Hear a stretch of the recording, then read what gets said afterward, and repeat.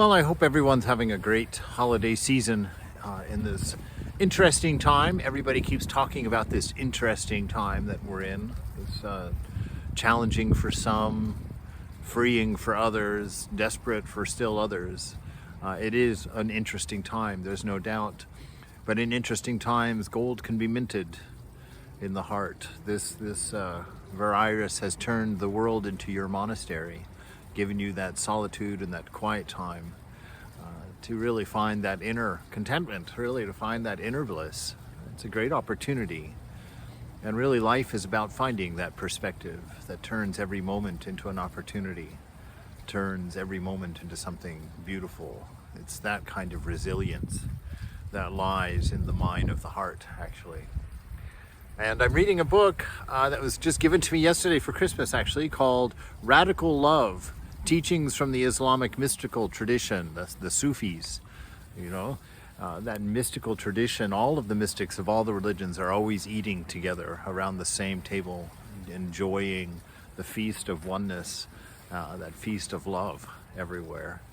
And, the closer you get to fundamentalism, the farther out along the dried edges of religion, where everybody's emphasizing difference and morality and rightness and better than thous. So you've got your nice little array there of life. An open mind and an open heart are the way to go.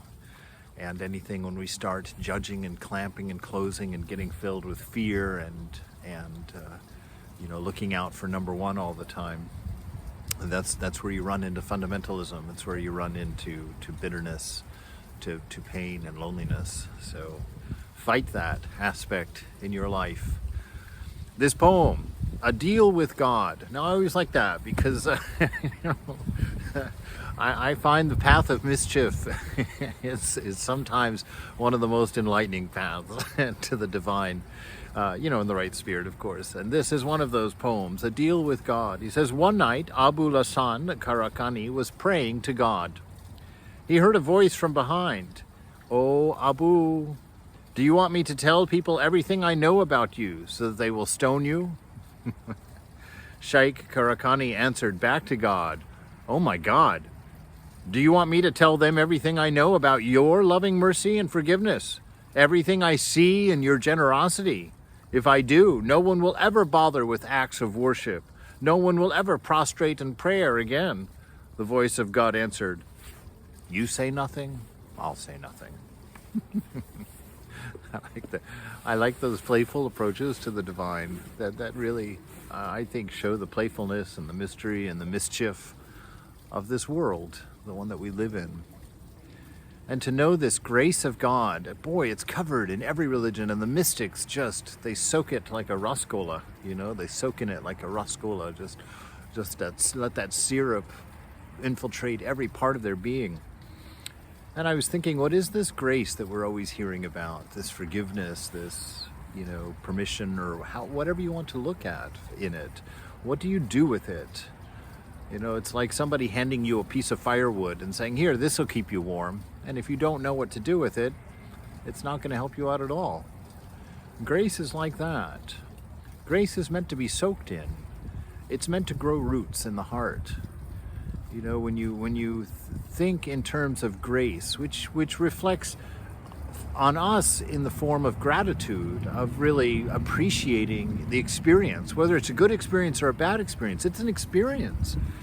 And experience itself is an amazing thing to ponder and wonder about. So this grace, it's reflecting on things in a positive light. It's always knowing that it's going to be okay, regardless of what it seems like right now. Grace is knowing, beyond the shadow of a doubt, that love is always worth pursuing and giving. That unselfishness is always the right answer to your troubles. That service is always the right way to focus and to go.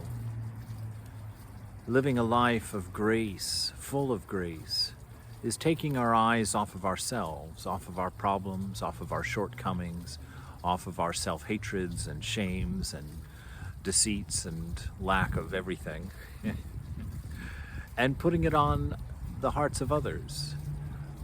with a desire for them to be happy, to be content, to find their inner peace, to find their inner well-being, to be there for them in that regard.